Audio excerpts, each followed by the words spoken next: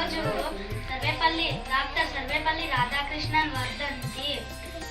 Sarvepalli Radhakrishnan 1888 September 5న తమిళనాడులో జన్మించారు.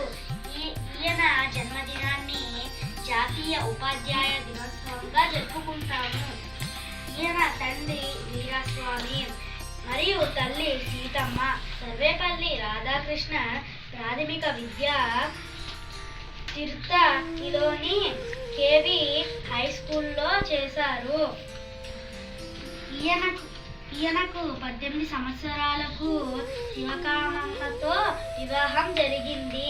వీరికి 5 కుమార్తెలు మరియు 1 కుమారుడు జన్మించారు. 21 సంవత్సరాల వయసులో మద్రాసు రెసిడెన్స్ కాలేజు ప్రొఫెసర్ అయ్యారు. ఈయన 1931 సంవత్సరంలో బ్రిటిష్ ప్రభుత్వం సార్ అనే బిరుదు ఇచ్చింది.